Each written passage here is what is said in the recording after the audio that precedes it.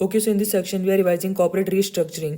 तो इसके अंदर सबसे पहले बताते हैं कॉर्पोरेट लाइफ साइकिल के बारे में। सबसे पहले अपन रेवेन्यू को देखेंगे। तो स्टार्टअप फेज के अंदर वो बिगिन होता है, रैपिड ग्रोथ के अंदर वो राइज हो रहा होता है, फिर उसके बाद वो स्लो हो जाता है एंड उसके बाद वो डिक्लाइन करता है। अब अपन पढ़ेंगे फ्री कैश फ्लो का क्या मूवमेंट होएगा अक्रॉस द लाइफ साइकिल। तो स्टार्टिंग में फ्री कैश फ्लो नेगेटिव होता है, उसके बाद वो बढ़ना चालू करता है, उसके बाद वो पीक पे पहुंच जाता है एंड फिर उसके बाद वो डिक्लाइन होना चालू कर देता है। अब हम पढ़ेंगे बिजनेस रिस्क के बारे में। तो स्टार्टअप फेज के अंदर बहुत ज्यादा बिजनेस रिस्क होता है, क्योंकि नया बिजनेस है, डूब भी सकता है। फिर रैपिड ग्रोथ में आ जाता है, यहाँ पर बिजनेस मीडियम हो जाता है। फिर अपन आते हैं स्लो ग्रोथ के स्टेज में। यहाँ पर बिजनेस रिस्क सबसे लो होता है, बिकॉज एक तरह से बिजनेस अपने पीक पे पहुंच चुका है, अब वो स्टेबल हो चुका है, मैच्योर हो चुका है बिजनेस। एंड इसके बाद आता है डिक्लाइन फेज। यहाँ पे business risk medium to high हो जाता है, बिकॉज अब यहाँ पे अपने को प्रॉफिट होने कम हो गया है, रेवेन्यू अपना होना कम हो गया है। फिर इसके बाद अपन देखेंगे कैपिटल स्ट्रक्चर के अंदर डेट का कितना कंपोनेंट होगा across the corporate life cycle. तो स्टार्टअप के अंदर बिल्कुल भी डेट होता ही नहीं है, बिकॉज कोई भी नई कंपनी को इतनी जल्दी से डेट मिलता ही नहीं है, क्योंकि उसके अंदर रिस्क बहुत ज्यादा होता है।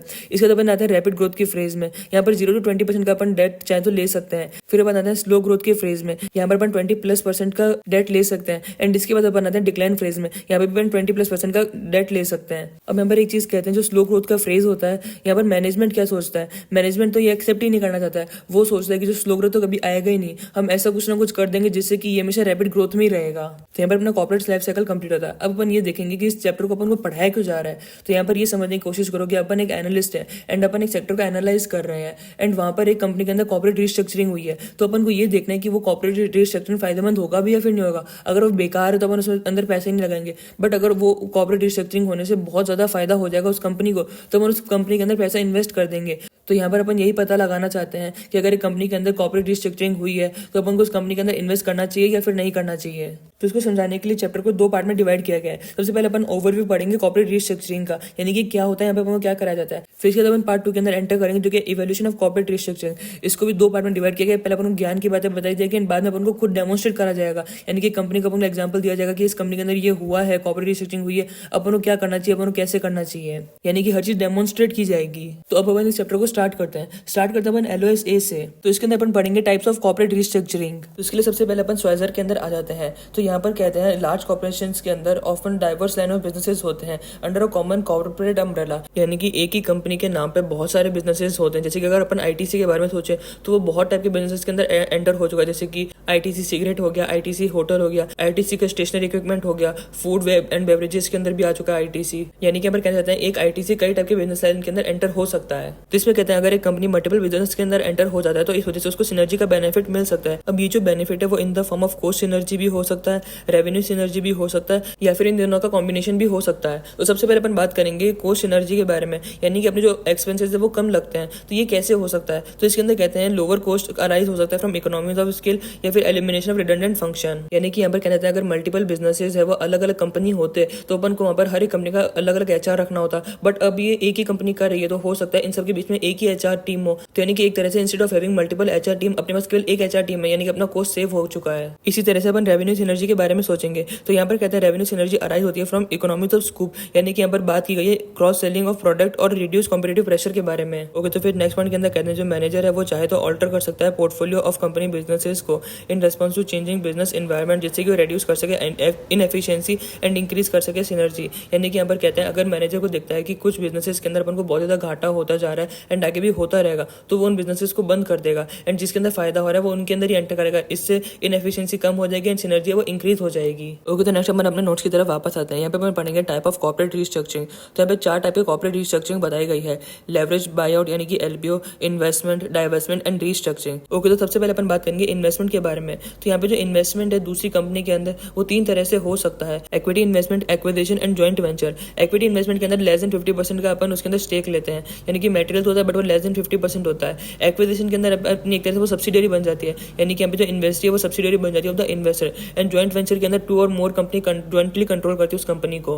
तो सवाल आता है कि उस कंपनी के अंदर इन्वेस्टमेंट करने का अपना पर्पस क्या है। तो यहाँ पर 4 पर्पस बताए गए हैं। पहला है ग्रोथ, यानी यहाँ पर कहना चाहते हैं अगर उस कंपनी के पास और पैसा आ जाएगा तो वो और पॉजिटिव एनपीवी प्रोजेक्ट के अंदर इन्वेस्ट कर सकता है, तो अपन उसके अंदर पैसा लगाया जिससे कि वहाँ पर और ज्यादा एक्सपोनेंशियल ग्रोथ हो सके। नेक्स्ट पर्पस है सिनर्जी। तो इसके अंदर कहते हैं कि अगर अपन जिस कंपनी के अंदर पैसा लगा रहे हैं उसके ऑपरेशन और अपने ऑपरेशंस में काफी सारी सिमिलैरिटीज है, तो अपन को सिनर्जी का बेनिफिट मिल सकता है। नेक्स्ट पर्पस है अंडर वैल्यूड। अगर अपन को लगता है जो सामने वाली कंपनी है वो बहुत ज्यादा अंडर वैल्यूड है, कम दाम पे अपन को मिल रही है, तो अपन उसको खरीद लेते हैं, बाद में उसको अच्छे दाम पे बेच देते हैं। एंड नेक्स्ट पर्पस है कॉम्प्लीमेंट्री रिसोर्स, यानी कि यहाँ पर कहना चाहते हैं अपन जो मैन्युफैक्चर करता है उसमें जो रॉ मटेरियल लगता है वो दूसरी कंपनी बनाती है वहां से आता है, तो अपन उस कंपनी के अंदर कंट्रोलिंग स्टेक लेके यानी कि अपन उस कंपनी को एक्वायर करके अपनी आगे के लिए कोस्ट सेव कर सकते हैं, फिर अगर अपन चाहे तो और एक्सपेंशन कर सकते हैं। ओके, तो नेक्स्ट अपन बात करेंगे डाइवेस्टमेंट के बारे में। तो डाइवेस्टमेंट दो तरीके से हो सकता है, एसेट सेल या फिर स्पिन ऑफ। एसेट सेल यानी कि मैंने एसेट को यानी कि कुछ डिविजन को बेच दिया, पर स्पिन ऑफ क्या होता है इसका मतलब यहाँ पर किनारे दिए गए स्टिकी नोट के अंदर बताया गया है। तो यहाँ पर कहते हैं स्पिन ऑफ के अंदर अपन क्रिएट करते हैं new separate legal entity and distribute करते हैं उसकी इक्विटी को, यानी कि अपन डिस्ट्रीब्यूट करते हैं equity of the newly created spin off to the divesting company share holders. तो बेसिकली स्पिन ऑफ के पीछे रीजन ये होता है कि अपन यहाँ पर इंप्रूव करना चाहते हैं focus of the management and employees of the new company and allow करते हैं stock based compensation scheme to be implemented. यानी कि यहाँ पर कहना चाहते हैं अपनी जो कंपनी है उसके मल्टीपल लाइन ऑफ बिजनेसेस है, तो मल्टीपल लाइन ऑफ बिजनेसेस होने की वजह से वो किसी एक सेक्टर के अंदर सही से फोकस नहीं कर पा रहा है, तो अपन क्या करते हैं उसको अपनी कंपनी से हटा के एक नई लीगल एंटिटी के अंदर ही डाल देते हैं। तो अपन कहते हैं कि भाई अब तुमको केवल इसी को संभालना, तुमको बाकियों को देखना ही नहीं है। तो इस वजह से अपन यहाँ पर अलाउ करते हैं मैनेजमेंट एंड एम्प्लॉयज को कि वो फोकस कर सके सिंगल सेक्टर के अंदर यानी कि केवल नई वाली कंपनी के अंदर, एंड अलाउ कर सके stock based compensation scheme to be implemented. तो अगर अपन इसको कंपेयर करेंगे सेल से, तो जो स्पिन ऑफ है यहाँ पर अपन कोई भी प्रोसीड जनरेट नहीं करते हैं फॉर डाइवेस्टिंग कंपनी। एंड जाहिर सी बात है अपन उसको बेचा थोड़ा ना, अपन ने जस्ट उसमें एक नई लीगल एंटिटी क्रिएट कर दी है, यानी कि जैसे अपन ने बिजनेस का एक भाग हटा के उसको एक नई एंटिटी के अंदर डाल दिया। तो यानी कि यहाँ पर कुछ कैश प्रोसीड तो आना ही नहीं चाहिए, बिकॉज अपन इसको बेचा थोड़ी है, अपन ने जस्ट इसको अपने बिजनेस से अलग करके दिखाया है। ओके, तो अब अपन पढ़ेंगे पर्पस ऑफ डाइवेस्टमेंट, यानी कि डाइवेस्टमेंट आखिर करा क्यों जाता है। तो यहाँ पर डाइवेस्टमेंट के लिए 4 पर्पस बताए गए जिससे कि लोग यहाँ पे डाइवेस्टमेंट करते हैं। तो यहाँ पे पहला पर्पस हो सकता है फोकस ऑन कैश, यानी कि लिक्विडिटी। तो इसके अंदर कहते हैं जो कंपनी है वो कई टाइप के एसेट्स को कैश में कन्वर्ट कर देती है, यानी उनको बेच देती है, बिकॉज हो सकता है कि वो अंडर परफॉर्मिंग या फिर non core parts of business के, एंड इसकी मदद से उसके पास फंड जनरेट होगा एंड वो पॉजिटिव एनपी प्रोजेक्ट्स के अंदर वो पैसा लगा पाएगा। ओके, तो नेक्स्ट पर्पस आता है रेगुलेशन, यानी कि हो सकता है कुछ लीगल रिक्वायरमेंट्स की वजह से उसको अपने बिजनेस का कुछ पार्ट है वो अलग करना पड़े, यानी कि उसको एसेट को सेल करना पड़े या फिर उसको स्पिन ऑफ करके दूसरे बिजनेस के अंदर दिखाना पड़े। ओके, तो नेक्स्ट पर्पस आता है सम fool person jumping to over पे, यानी कि हो सकता है अपने बिजनेस का जो वर्थ है उससे ज्यादा कोई पर्सन पे करने को तैयार हो, तो अपन कहेंगे यार आती हुई लक्ष्मी कौन ठुकराता है, इतना तो इस बिजनेस का वर्थ ही नहीं जिससे ज्यादा बंदा पे कर रहा है। तो हो सकता है अपन यहाँ पर उसको अपना बिजनेस बेच दे। एंड लास्ट आता है फोकस ऑन कोर बिजनेस, यानी कि अपने बहुत सारे बिजनेस चालू करने पर अपन किसी को भी सही से संभाल नहीं पा रहे हैं, तो अपन अपन सब कचरों को हटाएंगे, अपन फोकस करेंगे अपने मेन बिजनेस के ऊपर। ओके, तो नेक्स्ट अपन पढ़ेंगे रीस्ट्रक्चरिंग के बारे में। तो रीस्ट्रक्चरिंग के 3 टाइप्स होते हैं, cost restructuring, balance sheet restructuring and reorganisation. इन तीनों को डिटेल में पढ़ने से पहले अपन इसका पर्पस देखते हैं कि रीस्ट्रक्चरिंग का पर्पस क्या होता है। तो यहाँ पर कहते हैं रीस्ट्रक्चरिंग की मदद से अपन अपनी प्रॉफिटेबिलिटी को इंक्रीज करते हैं या फिर अपन अगर चाहें तो अपनी प्रोडक्टिविटी को इंक्रीज करने की कोशिश करते हैं। आइदर अपॉर्चुनिस्टिकली भी अपन इसको कर सकते हैं और अपन फोर्स भी हो सकते हैं करने के लिए। ओके, तो अपन रीस्ट्रक्चरिंग को डिटेल में पढ़ेंगे स्वाइजर के अंदर। तो यहाँ पर कहते हैं रीस्ट्रक्चरिंग है वो फोर्स भी हो सकता है और अपॉर्चुनिस्टिक भी हो सकता है। अपॉर्चुनिस्टिक रीस्ट्रक्चरिंग के अंदर जो बिजनेस है वो चेंज करता है अपने बैलेंस शीट कंपोजिशन को, कट करता है कोस्ट को या फिर अल्टर करता है बिजनेस मॉडल को, जिससे वो इंप्रूव कर सके रिटर्न ऑन कैपिटल को। एक तरह से वो अपने बिजनेस के अंदर अपॉर्चुनिटी ढूंढता है कि कैसे रिटर्न ऑन कैपिटल को बढ़िया कर सकता है, यानी कि यहाँ पर वो प्रोएक्टिवली काम करता है एंड ढूंढने की कोशिश करता है किस तरह से वो रिटर्न ऑन कैपिटल को बढ़िया कर सके। पर यहीं पे अगर अपन बात करें फोर्स रीस्ट्रक्चरिंग के बारे में, तो यहाँ पर बिजनेस को एक तरह से फोर्स करा जाता है, कंपेल करा जाता है कि वो रीस्ट्रक्चरिंग करे। ये हो सकता है बिकॉज ऑफ ओवर कैपेसिटी और पुअर मैनेजमेंट और फॉलोइंग डिमांड और वर्सिंग कॉम्पिटिटिव लैंडस्केप, यानी कि एक तरह से यहाँ पर वो पैसिवली वर्क कर रहा है। जब मार्केट के अंदर बिजनेस को पता चला कि उसकी कंडीशन खराब होती जा रही है, तो उसने सोचा कि अब उसको रीस्ट्रक्चरिंग करनी ही पड़ेगी और कोई चारा ही नहीं है। यानी कि इन शॉर्ट अपॉर्चुनिस्टिक रीस्ट्रक्चरिंग के अंदर बिजनेस अपॉर्चुनिटी ढूंढता है, यानी कि प्रोएक्टिवली काम करता है रिटर्न ऑन कैपिटल को इंक्रीज करने के लिए। बट फोर्स रीस्ट्रक्चरिंग के अंदर बिजनेस कंपेल हो जाता है क्योंकि उसका मार्केट के अंदर सही से काम नहीं बन रहा है। यहाँ पर वो पैसिवली काम करता है बिकॉज जब उसको दिखता है मार्केट के अंदर उसकी कंडीशन खराब हो गई है तो वो रीस्ट्रक्चरिंग के बारे में सोचता है। ओके, तो जैसे कि अपन ने थोड़ी देर पहले देखा था 3 टाइप की रीस्ट्रक्चरिंग होती है, cost restructuring, balance sheet restructuring and reorganisation. तो अपन इन तीनों के बारे में बात करेंगे। तो सबसे पहले अपन बात करेंगे कोस्ट रीस्ट्रक्चरिंग के बारे में। तो कोस्ट रीस्ट्रक्चरिंग का मतलब अपन एक तरह कोस्ट को रीस्ट्रक्चर कर रहे हैं, यानी कि कोस्ट रीस्ट्रक्चरिंग के अंदर अपन अपनी कोस्ट को रिड्यूस करने की कोशिश कर रहे हैं, यानी कि यहाँ पर कहना चाहते हैं अपन अपनी ऑपरेशनल एफिशिएंसी को इंप्रूव करने की कोशिश कर रहे हैं, यानी कि अपन अपने प्रॉफिट को इंप्रूव करने की कोशिश कर रहे हैं। तो यहाँ पर कहते हैं कोस्ट रीस्ट्रक्चरिंग टिपिकली तब की जाती है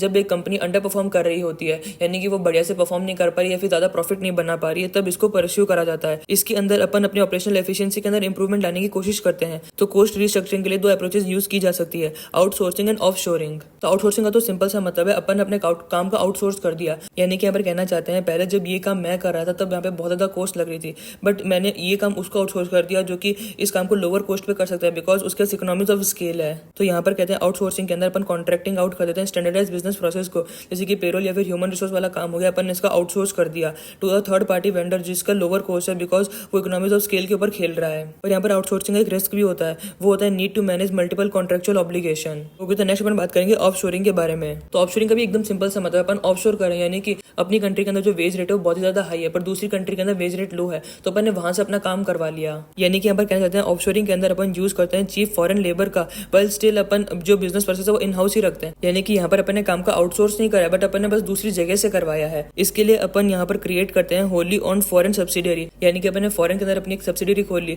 एंड वहां से अपन ये वाला अपना काम करवा रहे हैं। वहां पर लेबर रेट चीप है, देयरफॉर वहां पर अपना जो काम है और सस्ते में हो पा रहा है। ओके, तो फिर नेक्स्ट इसके अंदर कहते हैं आउटसोर्सिंग और ऑफशोरिंग को ऑफन कंबाइन कर दिया जाता है with the business process outsource to a foreign company. तो इससे अपन को पता चलता है कॉस्ट रीस्ट्रक्चरिंग के अंदर अपन एक तरह से कॉस्ट को कम करने की कोशिश करते हैं, यानी कि अपन सेव करते हैं कॉस्ट को जिससे कि अपन अपने प्रॉफिट को इंक्रीज कर सकें। ओके, तो नेक्स्ट अपन बात करेंगे बैलेंस शीट रीस्ट्रक्चरिंग के बारे में। बैलेंस शीट रीस्ट्रक्चरिंग के अंदर अपन बेसिकली रीशफल करते हैं अपने फाइनेंशियल सेटअप को सो दैट अपनी जो कंपनी है वो मोर हेल्थियर एंड एफिशिएंट दिख सके। इसके लिए अपन चेंज करते हैं अपने मिक्स ऑफ एसेट को, यानी कि कौन से एसेट को बैलेंस शीट के अंदर रखना है, कौन से को हटाना है, इसके बारे में अपन यहाँ पर डिसाइड करते हैं। साथ ही अपन चेंज करते हैं अपने कैपिटल स्ट्रक्चर को, यानी कि कहाँ से अपन को बोरो करना है, कि कौन से को पेमेंट कर देना है, ये सब चीजें अपन यहाँ पर डिसाइड करते हैं, या फिर अपन ये दोनों चीजें भी कर सकते हैं। तो बैलेंस शीट रीस्ट्रक्चरिंग करने के दो तरीके हो सकते हैं, sale and lease back and dividend recapitalisation. अपन अब इन दोनों के बारे में पढ़ेंगे। तो सबसे पहले अपन पढ़ेंगे सेल एंड लीज बैक के बारे में। ये तो सिंपल सा है, अपने पास जो एसेट थी वो अपने लेसर को बेच दिया, उससे अपन भाड़े पे खरीद ली। इससे अपने पास तुरंत कैश आ जाएगा एंड अपन फ्यूचर में इसका रेंट पे करते रहेंगे। यानी कि सेल एंड लीज बैक के अंदर अपन सेल करते हैं एसेट को टू द लेसर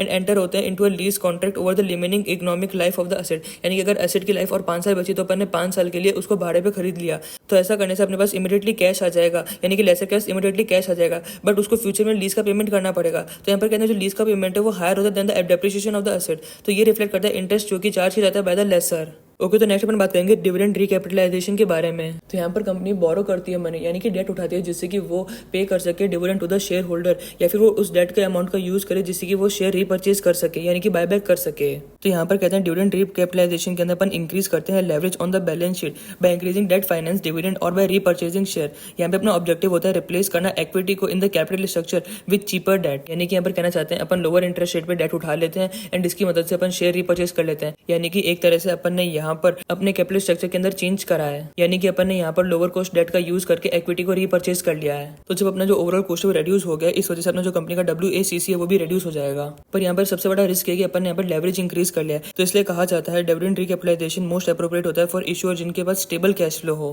तो यहाँ पर अपना बैलेंस शीट रीस्ट्रक्चरिंग भी कंप्लीट हो जाता है। यहाँ पर एक तरह से अपन ने रीशफल करा है अपने फाइनेंशियल सेटअप को, बिकॉज फर्स्ट वाले में अपन ने अपनी एसेट को हटा दिया था, बैलेंस शीट से कैश लेकर के आ गए थे, एंड दूसरे वाले के अंदर अपन ने अपना कैपिटल स्ट्रक्चर चेंज कर लिया था बिकॉज अपन ने यहाँ पर इक्विटी को रिप्लेस करा था with cheap source of debt. Okay, तो नेक्स्ट अपन पढ़ेंगे रीऑर्गेनाइजेशन के बारे में। तो रीऑर्गेनाइजेशन के अंदर एक तरह से अपन कंपनी को अवसर देते हैं, इसको फिर से एक मौका देते हैं, यानी कि यहाँ पर अपन कंपनी को एक और चांस देते हैं कि वो अपने आप को रिकवर कर सकती है इंस्टेड ऑफ शटिंग डाउन। तो नेक्स्ट यहाँ पर बात की गई chapter 7 and chapter 11 of bankruptcy के बारे में। तो यहाँ पर कहते हैं चैप्टर 7 ऑफ बैंक्रप्सी फाइल करा जाता है फॉर लिक्विडेशन, यानी कि कंपनी कह रही है अब हम और सह नहीं सकते हैं, अब हमें प्लीज लिक्विडेट ही कर दो।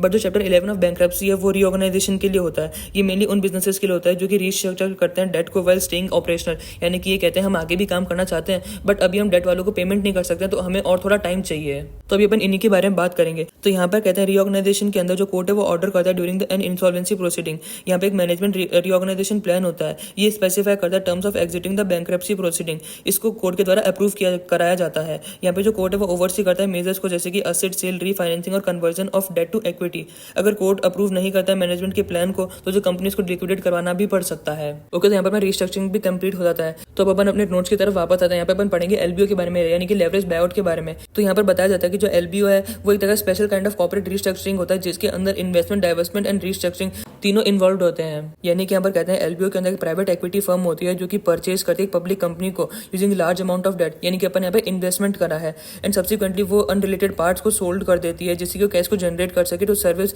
Significant date. यानी कि यहाँ पर कहते हैं अपन ने पब्लिक कंपनी को खरीदने के लिए लार्ज अमाउंट ऑफ डेट लिया था, अब उसका पेमेंट भी तो करना पड़ेगा ना, तो उसका पेमेंट करने के लिए अपन अनरिलेटेड पार्ट्स को और जो बेकार के पार्ट्स हैं उनको बेच देते हैं जिससे अपन कैश जनरेट कर सकें। तो यानी कि अपन यहाँ पर डाइवर्समेंट करा है। फिर इसके बाद अपन रीऑर्गेनाइज करते हैं रिमेनिंग बिजनेस ऑपरेशन को जो कि जनरली परफॉर्म किया जाता है जिससे जिससे अपन जनरेट कर सके सिनर्जीज। तो यानी कि अपन ने यहाँ पर रीस्ट्रक्चरिंग भी कर लिया है। फिर इवेंचुअली अपन यहाँ पर एग्जिट ले लेते हैं वाया सेल और पब्लिक लिस्टिंग। ओके, तो सबसे ऊपर एक स्टिकी नोट है, इसके अंदर कहते हैं इन्वेस्टमेंट करने से साइज ऑफ कंपनी इंक्रीज होता है, साथ ही स्कोप ऑफ कंपनीज ऑपरेशन भी इंक्रीज होते हैं, देर कंपनी का रेवेन्यू इंक्रीज होता है एंड साथ ही इसी वजह से रेवेन्यू की ग्रोथ रेट भी बढ़ जाती है। ओके, तो फिर नेक्स्ट इसमें बात करेंगे डाइवेस्टमेंट के बारे में। तो यहाँ पर कंपनी का साइज है वो रेड्यूस हो जाता है बिकॉज अपन यहाँ पर बिजनेस के उन पार्ट्स को हटा देते हैं जिनका लोअर प्रॉफिटेबिलिटी होता है, देयरफॉर ये स्लोअर कर देता है ग्रोथ को, साथ ही रिस्क को भी बढ़ा देता है। फिर नेक्स्ट इसमें बात करेंगे रीस्ट्रक्चरिंग के बारे में। तो इसमें बताते हैं कि रीस्ट्रक्चरिंग के अंदर कंपनी का साइज चेंज नहीं होता है, बट ये इंप्रूव कर देता है कंपनी का cost structure and capital structure, जिससे कि कंपनी की जो प्रॉफिटेबिलिटी है वो इनहेंस हो जाती है एंड इस वजह से कंपनी का ग्रोथ भी बढ़ जाता है एंड रिस्क है वो भी कम हो जाता है। ओके, तो नेक्स्ट अपन बात करेंगे मैक्रो मोटिवेशंस के बारे में। तो यहाँ पर बात करेंगे टॉप डाउन ड्राइवर्स के बारे में। तो यहाँ पर बताते हैं दो टाइप के टॉप डाउन ड्राइवर्स होते हैं, high security prices and industry shock. तो इसको अपन स्वेजर की मदद से पढ़ेंगे। तो यहाँ पर सबसे पहले अपन बात करेंगे हाई सिक्योरिटी प्राइसेस के बारे में। तो यहाँ पर कहते हैं तीनों टाइप के कॉर्पोरेट ट्रांजैक्शन यानी कि इन्वेस्टमेंट, डाइवेस्टमेंट, रीस्ट्रक्चरिंग, ये तीनों के तीनों सिक्लिकल होते हैं। ये इंक्रीज होते हैं during economic expansion and decrease होते हैं ड्यूरिंग कॉन्ट्रैक्शन। तो इसकी सेवरल पॉसिबल एक्सप्लेनेशन हो सकते हैं। तो सबसे पहले अपन बात करेंगे ग्रेटर सीईओ कॉन्फिडेंस के बारे में। इसके अंदर कहते हैं जो सीईओ का कॉन्फिडेंस है वो राइज हो रहा होता है मार्केट के अंदर जब सिक्योरिटी के प्राइसेस हाई होते हैं एंड ये जो कॉन्फिडेंस है वो एनकरेज करता है सीईओ को कि वो एग्जीक्यूट करे मेजर कॉर्पोरेट एक्शन जैसे कि एक्विजिशन और एक्सपेंशन। ओके, तो फिर नेक्स्ट बात की गई लोअर कॉस्ट ऑफ कैपिटल के बारे में। इसके अंदर कहते हैं जब स्टॉक और बॉन्ड के प्राइसेस बढ़े हुए होते हैं यानी कि हाई होते हैं तब कॉस्ट ऑफ कैपिटल लो होता है, तो ये अलाउ करता है for less dilution to equity share holder और लोअर इंटरेस्ट कॉस्ट। तो इसको इस तरह से समझो, जब अपने स्टॉक के प्राइसेस हाई चल रहे होंगे यानी कि अपने समझ लो बुक वैल्यू पर शेयर तो 10 का है बट मार्केट के अंदर उसका दाम 500 का चल रहा है, यानी कि अपन इसको एक तरह से चीपर सोर्स ऑफ फाइनेंस मानेंगे ना, बिकॉज अपने 10 रुपए का अपना बुक वैल्यू बट अपन को उसके बदले में 500 मिल रहे हैं। तो इसका मतलब अगर अपन इक्विटी के जरिए अपना पैसा उठाएंगे तो यहाँ पर अपना डायल्यूशन है बहुत ही कम हो रहा है relative to the amount. And similarly अगर जब अपने बॉन्ड के प्राइसेस हाई चल रहे होंगे तो इसका मतलब उसका यील्ड लो होगा, यानी कि अपन लोअर इंटरेस्ट कॉस्ट पे पैसा उठा सकते हैं, देयरफॉर इसको चीपर सोर्स ऑफ फाइनेंस माना जा सकता है। यानी कि यहाँ पर इक्विटी के अंदर भी अपन को पैसा उठाने में फायदा है, डेट के अंदर भी अपन को पैसा उठाने में फायदा है, तो देयरफॉर अपना ये कॉस्ट ऑफ कैपिटल यहाँ पर लो होएगा। ओके, तो नेक्स्ट अपन इसी के साथ बात करेंगे ओवर वैल्यूड स्टॉक के बारे में। तो इसके अंदर कहते हैं अगर कंपनी का स्टॉक है वो ओवर प्राइस्ड है तो यहाँ पर जो मैनेजमेंट और बोर्ड है वो एक अपॉर्चुनिटी देखते हैं, इसको एक तरह से वो यूज करते हैं अपनी ओवर प्राइस सिक्योरिटी को इन द कॉर्पोरेट ट्रांजैक्शंस, यानी कि पैसे देने के बजाय वो इस ओवर वैल्यूड स्टॉक को देना ज्यादा प्रेफर करते हैं। यानी कि यहाँ पर कहा गया कि अगर कोई एक्विजिशन होता है तो यहाँ पे जो कंपनी वो उसको पैसा नहीं देगी, पैसे देने के बजाय उसको अपनी कंपनी के ओवर वैल्यूड जो स्टॉक है वो दे देगी। ओके, तो नेक्स्ट पॉइंट के अंदर कहते हैं एम्पेरिकल स्टडी सजेस्ट करती है कि ऐसे कॉर्पोरेट ट्रांजैक्शन जो कि ड्यूरिंग वीकर इकोनॉमिक टाइम पे होते हैं वो क्रिएट करते हैं मोर वैल्यू। एंड इसका रीजन सिंपल सा है, जब बढ़िया टाइम चल रहा होगा तो अपन इधर उधर पैसा लगाते रहेंगे और हो सकता है बेकार जगह पे अपन पैसा लगाते हैं, बट जब वीकर इकोनॉमिक टाइम चल रहा होगा यानी जब सब खराब चल रहा होगा तो अपन सोच समझ के पैसा लगाएंगे, देयरफॉर वो क्रिएट करता है मोर वैल्यू। साथ जब वीकर इकोनॉमिक टाइम चल रहा होगा तब हो सकता है अपन को जो दूसरी फर्म है वो अपन को कम दाम पे मिल जाए यानी कि चीपर दाम पे मिल जाए, देयरफॉर वो क्रिएट कर सकती है मोर वैल्यू। ओके, तो नेक्स्ट वन पढ़ेंगे इंडस्ट्री शॉक के बारे में। तो यहाँ पर कहते हैं कॉर्पोरेट रिस्ट्रक्चरिंग के अंदर इंडस्ट्री स्पेसिफिक वेव्स होती है, यानी कि अगर इंडस्ट्री के अंदर मर्जर आए तो फॉलो होएगा बाय मोर मर्जर। तो ये जो फिनोमिनन है ऑफ इंडस्ट्री शॉक ये सजेस्ट करता है रिएक्शनरी मोटिवेशन को बिहाइंड सम कॉर्पोरेट एक्शन। यहाँ पर जो रिएक्शनरी मोटिवेशन है इसका मतलब है कि जो कंपनीज है वो रिस्पॉन्ड करती है इन शॉक्स टू सर्वाइव और रिमेन कॉम्पिटिटिव और to capitalize on new opportunity. यानी कि यहाँ पर कहना चाहते हैं अगर अपना मेजर कॉम्पिटिटर अडॉप्ट करे एक नया डिसरप्टिव इनोवेशन तो जो अदर फर्म्स होगी उस इंडस्ट्री के अंदर वो माइट मर्ज करेगी जिससे वो पूल कर सके रिसोर्सेज एंड वो अभी भी रेलेवेंट रह सके मार्केट के अंदर। इसको अपन एग्जांपल में सोच सकते हैं जियो का, जैसे जियो मार्केट के अंदर आया था जो वीआई है वोडाफोन और आइडिया दोनों मर्ज हो गए थे जिससे कि वो रेलेवेंट रह सके मार्केट के अंदर। ओके, तो नेक्स्ट वापस अपन अपने राइटअप की तरफ आ जाते हैं। यहाँ पे अपन बात करेंगे LOS B C and D के बारे में। यहाँ पे बताया framework for evaluating corporate restructuring. तो इसमें कहते हैं सपोज करो कि अपन एक आईटी एनालिस्ट है एंड अपने एक सर्टेन इन्वेस्टमेंट थीसिस यानी कि अपन एक पर्टिकुलर तरीके से सोचते हैं एंड उस हिसाब से अपन बाय एंड सेल रिकमेंडेशन देते हैं एंड वैल्यूएशन करते हैं उन आईटी कंपनीज का। सडनली यहाँ पर कॉर्पोरेट रीस्ट्रक्चरिंग अनाउंसमेंट हुआ है बाय एल&टी इन्फोटेक, तो अपन सब कैसे इवैल्यूएट करेंगे? तो उसको इवैल्यूएट करने के 4 स्टेप होते हैं। सबसे पहले इनिशियल इवैल्यूएशन करो, उसके बाद प्रिलिमिनरी इवैल्यूएशन करो, उसके बाद मॉडलिंग एंड वैल्यूएशन करो एंड उसके बाद अपडेट करो इन्वेस्टमेंट थीसिस को। तो अपन इन स्टेप को एकदम डिटेल में पढ़ते हैं। सबसे पहले अपन स्टार्ट करेंगे स्टेप 1 से यानी कि इनिशियल इवैल्यूएशन। तो यहाँ पर अपन देखते हैं व्हाट, व्हाई, मटेरियल, व्हेन, यानी कि अपन व्हाट के अंदर देखते हैं कंपनी क्या कर रहा है, व्हाई के अंदर अपन देखते हैं कंपनी ऐसा क्यों कर रहा है, मटेरियल के अंदर अपन ये देखते हैं कि क्या वो मटेरियल है भी या फिर नहीं, एंड व्हेन के अंदर अपन ये देखते हैं कितना टाइम पे इसका इफेक्ट आ जाएगा। तो अपन स्टार्ट करेंगे व्हाट से, यानी कि कंपनी क्या कर रहा है इसका पता कैसे चलेगा? तो इसके 4 सोर्सेज हो सकते हैं, या तो प्रेस रिलीज की मदद से पता चल सकता है, या फिर वो फाइल करे with SEC and with other exchanges, या फिर हो सकता है एनालिस्ट कॉन्फ्रेंस के अंदर जो कॉल ट्रांसक्रिप्ट हुआ है उसकी मदद से पता चल जाए।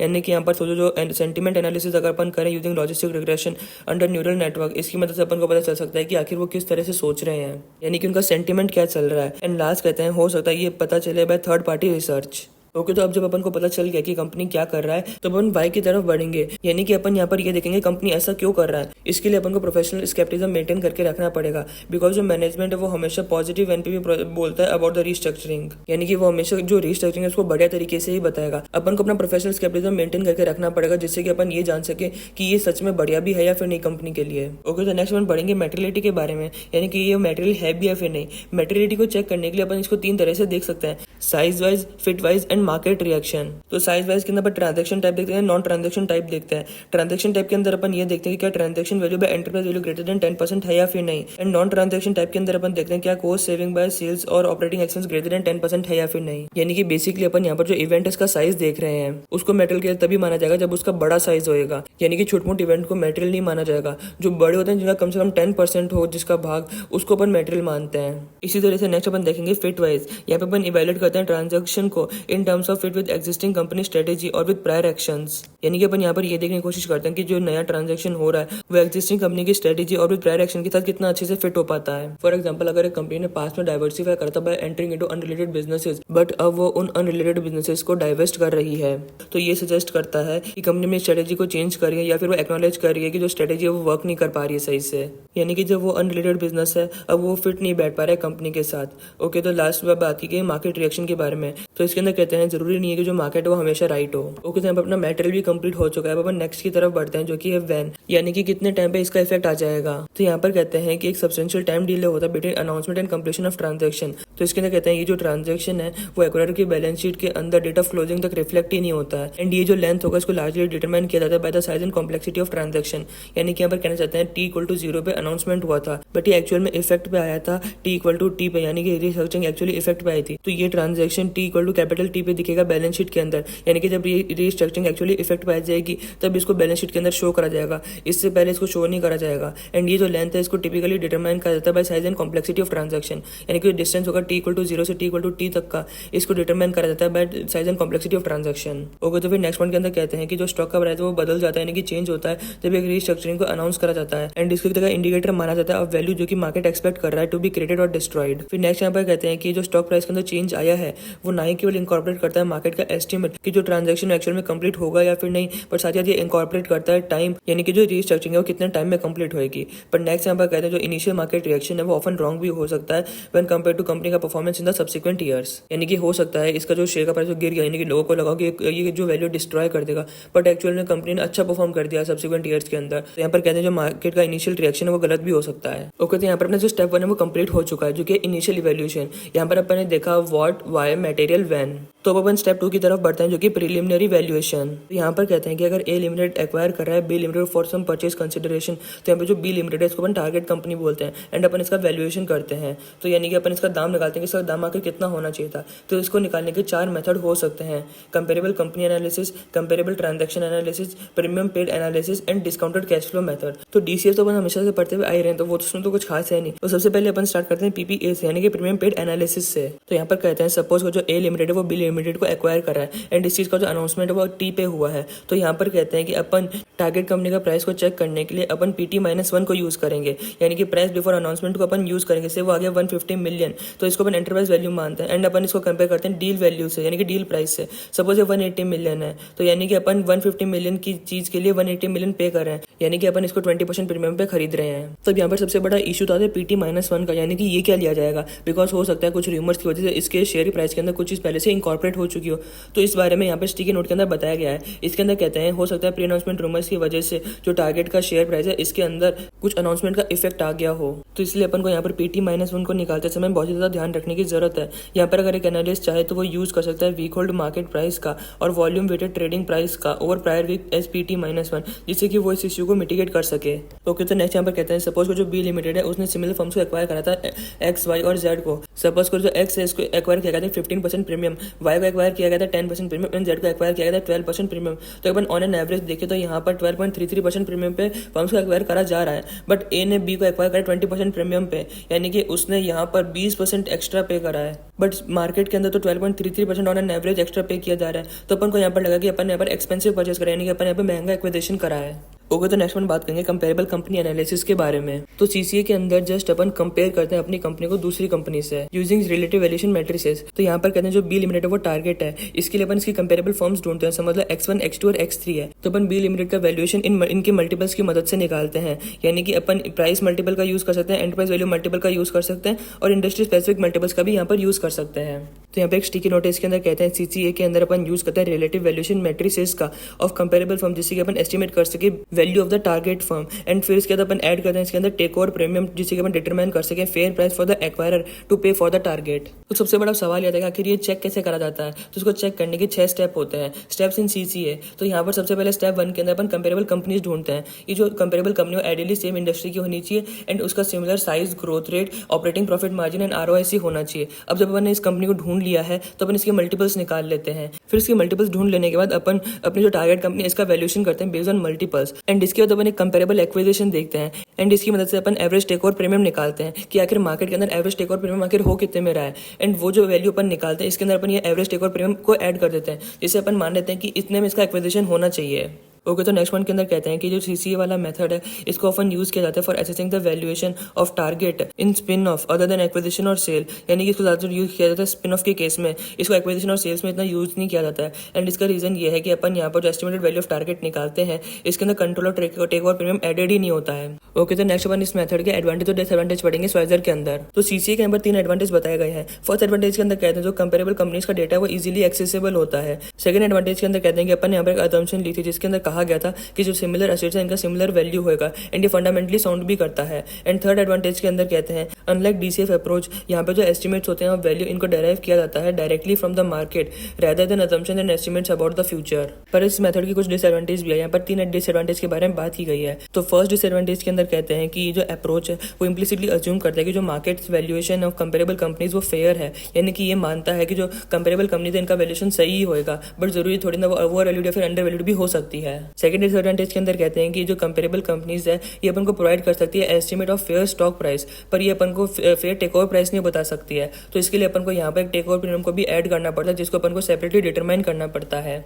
एंड थर्ड डिसएडवांटेज के अंदर कहते हैं कई बार देखा गया है कि जो टेक ओवर है वो यूनिक होता है, देयरफॉर हो सकता है उसकी ट्रू पीयर्स एग्जिस्ट ही ना करते हो। ओके, तो नेक्स्ट अपन थर्ड मेथड की तरफ बढ़ते हैं जो कि कंपेरेबल ट्रांजैक्शन एनालिसिस। तो इस मेथड के अंदर कहते हैं कि जो सीटीए वाला मेथड है ये सिमिलर टू सीसीए ही है, बट यहाँ पे की डिफरेंस ये है कि जो सीसीए है इसके अंदर अपन यूज करते थे ट्रेडिंग मल्टीपल का पब्लिक लिस्टेड कंपनीज एंड अपन यहाँ पर एक्सक्लूड करते थे टेक ओवर प्रीमियम को बिकॉज वो रिफ्लेक्ट करता था मार्केट प्राइसेस को। पर जो सीटीए है वो यूज करता है actual take over transaction price को, यानी कि past merger and acquisition transaction को भी ले लेता है जो कि इंक्लूड करता है टेक ओवर प्रीमियम को। सिंस यहाँ पे जो ट्रांजैक्शन प्राइस है वो ऑलरेडी इंक्लूड करता है टेक ओवर प्रीमियम को, तो अपन को इस मेथड के अंदर टेक ओवर प्रीमियम को सेपरेटली एस्टिमेट करने की जरूरत ही नहीं पड़ती है, अनलाइक सीसीए मेथड जिसके अंदर अपन टेक ओवर प्रीमियम को अलग से ऐड करते हैं। पर इस मेथड के भी कुछ एडवांटेजेस एंड कुछ डिसएडवांटेज है, ये स्वाइजर के अंदर बताए गए हैं। तो यहाँ पर सीटीए के 2 एडवांटेज बताए गए हैं। तो फर्स्ट एडवांटेज के अंदर कहते हैं कि ये जो अप्रोच है वो यूज करता है डेटा फ्रॉम एक्चुअल ट्रांजैक्शन, तो अपन को यहाँ पर सेपरेटली टेक ओवर प्रीमियम को एस्टिमेट करने की जरूरत ही नहीं पड़ती है। फिर सेकंड एडवांटेज के अंदर कहते हैं अनलाइक डीसीएफ अप्रोच, जो एस्टिमेट्स होते हैं वैल्यू इनको डेराइव किया जाता है directly from the recent prices for actual deals completed in the market place.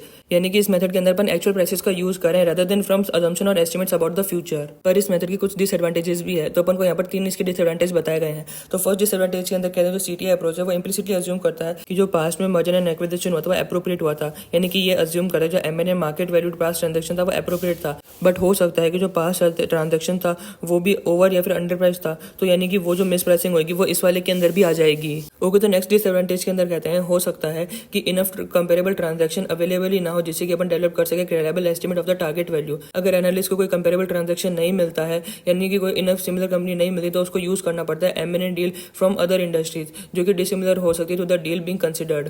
And last disadvantage के अंदर कहते हैं जो हिस्टोरिकल ट्रांजैक्शन है वो हो सकता है हुए हो अंडर डिफरेंट कंडीशन, यानी कि हो सकता है जब इंडस्ट्री का ग्रोथ चल रहा है फिर रेगुलेटरी फ्रेमवर्क कुछ और हो, हेंस वो हो सकता है रिप्रेजेंट ही ना कर पाए करंट वैल्यू रिलायबली। यानी कि हो सकता है जब वो ट्रांजैक्शन हुआ यानी कि पास वाला जब होता है उसमें बूम चल रहा, यानी कि हो सकता है तब एक्स्ट्रा प्रीमियम पे हो सकता है ट्रांजैक्शन हो गया, बट अभी हो सकता है रिसेशन चल रहा, तो अभी तो यहाँ पर प्रीमियम कम होगा ना बिकॉज हर चीज खराब ही चल रही है, तो इसलिए हो सकता है जो पास्ट ट्रांजैक्शन है वो अभी के टाइम को सही रिप्रेजेंट ही ना कर पाए। ओके, तो यहाँ पर अपना स्टेप 2 भी कंप्लीट हो जाता है। यहाँ पे अपन ने पढ़ा था प्रिलिमिनरी वैल्यूएशन, तो अब अपन स्टेप 3 की तरफ बढ़ते हैं। यहाँ पे अपन पढ़ेंगे framework for evaluating corporate restructuring. तो इस फ्रेज के अंदर अपन फाइनेंशियल मॉडलिंग एंड वैल्यूएशन करते हैं। इसके लिए अपन परफॉर्मा फाइनेंशियल स्टेटमेंट बनाते हैं, डीसीएफ वैल्यूएशन करते हैं एंड इन सब का इंपैक्ट देखते हैं on EPS, net debt to EBITDA ratio and on WCC. तो इसके लिए अपन एक बार स्वाइजर के अंदर आते हैं। इसके अंदर कहते हैं कि इस स्टेप के अंदर अपन मॉडलिंग एंड वैल्यूएशन फ्रेज की तरफ बढ़ जाते हैं। तो फर्स्ट स्टेप इसके अंदर ये होता है कि अपन यहाँ पर जनरेट करते हैं परफॉर्मा फाइनेंशियल स्टेटमेंट जो कि रिफ्लेक्ट करता है इंपैक्ट ऑफ कॉर्पोरेट एक्शन। तो इसके लिए अपन को यहाँ पे 7 स्टेप बताए गए हैं। यहाँ पे जैसे अपन को इनकम स्टेटमेंट के बारे में सोचना है, वहां से अपन रेवेन्यू से अपन पैट की तरफ बढ़ते हैं ना, बस वही यहाँ पर सोचना है, वही अपन को यहाँ पर करना है। तो स्टेप 1 के अंदर अपन कंबाइन करते हैं एक्वायरर का एंड अपना रेवेन्यू एंड अपन एडजस्टमेंट करते हैं फॉर रेवेन्यू सिनर्जीज और डिसएनर्जीज। फिर स्टेप 2 के अंदर अपन कंबाइन करते हैं ऑपरेटिंग एक्सपेंस को एंड एडजस्टमेंट करते हैं फॉर कोस्ट सिनर्जीज और डिसएनर्जीज। फिर स्टेप 3 के अंदर अपन कंबाइन करते हैं डेप्रिसिएशन एंड अमोर्टाइजेशन को एंड स्टेप 4 के अंदर अपन कंबाइन करते हैं अदर इनकम और एक्सपेंसेस को। तो यहाँ पे अपन टिल ईबीआईटी तक पहुंच चुके हैं। तो फिर नेक्स्ट स्टेप 5 के अंदर अपन स्टार्ट करते हैं with acquirers interest expense and add करते हैं एडिशनल इंटरेस्ट एक्सपेंस जो कि अपन डेट के ऊपर पे कर रहे हैं, जो कि अपन ने इशू करा था टू फाइनेंस द एक्विजिशन। फिर स्टेप 6 के अंदर अपन एस्टिमेट करते हैं taxes based on weighted average tax rate of the acquirer and the target. यहाँ पे अपन अप्लाई करते हैं effective tax rate on PBT, जिससे अपन कैलकुलेट करते हैं यहाँ पर इनकम टैक्स एक्सपेंस। फिर स्टेप 7 के अंदर अपन नंबर ऑफ शेयर आउटस्टैंडिंग निकालते हैं एंड इसके अंदर अपन इंक्लूड करते हैं एडिशनल शेयर जिनको इशू किया गया था as consideration for the acquisition. यानी कि अपन यहाँ पर क्या करा, स्टेप 5 के अंदर अपन इंटरेस्ट को माइनस कर दिया था, यानी कि अपना ईबीटी निकल चुका था। इसके बाद अपन ने टैक्सेस यहाँ से हटा दिए थे जो कि स्टेप 6 के अंदर थे, तो अपन यहाँ पर पैट निकल गया था। स्टेप 7 के अंदर अपन नंबर ऑफ शेयर निकाले एंड अपन ने बाद में इन दोनों की मदद से ईपीएस निकाल लिया ऑफ द कंबाइंड एंटिटी। तो यहाँ पर अपन ने देखा कैसे जनरेट किया जाता है परफॉर्मा फाइनेंशियल स्टेटमेंट को। ओके, तो अपने राइटअप की तरफ वापस आता है। यहाँ पे एक एक्विजिशन का एग्जांपल दिया गया है। तो यहाँ पर कहते हैं सपोज को जो ए लिमिटेड है वो एक्वायर करे controlling stake in B limited, यानी पे फुल कंसोलिडेशन हो रहा है। तो अपन को यहाँ पर ए लिमिटेड और बी लिमिटेड का प्री एक्विजिशन वाला अमाउंट बता दिया गया है। तो यहाँ पर कहते हैं अपने 2020, 2021 एंड 2022 इनका अपना एक्चुअल अमाउंट पता है एंड 2023, 4, 5 से अपन यहाँ पे फोरकास्ट करते हैं। तो अपन इस तरह से इसको शो करते हैं। ओके, तो नेक्स्ट यहाँ पे एक नेट डेट का फॉर्मूला बताया गया है। इसका मतलब होता है डेट माइनस कैश। तो इसको समझाने का एक एग्जांपल लिया गया है। इसके अंदर कहते हैं केस 1 के अंदर सपोज जो फर्म है उसने एक्वायर करा control in firm B for a purchase consideration of 50 and इसको फाइनेंस किया गया था बाय बोरोइंग डेट। तो सपोज कहते हैं करेंटली जो फर्म का डेट 500 चल रहा है एंड कैश 100 चल रहा है। तो अब यहाँ पर क्या होगा, तो अभी यहाँ पर चल रहा है नेट डेट 40 का, बिकॉज 500 माइनस 100। पर यहाँ पे जब अपन बोरो करेंगे 50 एंड उसको यूज करेंगे फॉर परचेज कंसिडरेशन, तब क्या होगा, तो यहाँ पे कहते हैं नेट डेट 450 हो जाएगा, 550 माइनस 100। एंड इसका रीजन सिंपल सा है, अपन यहाँ पे 50 का एडिशनल डेट लिया, यानी कि जो डेट 400 का चल रहा है तो 450 का हो जाएगा।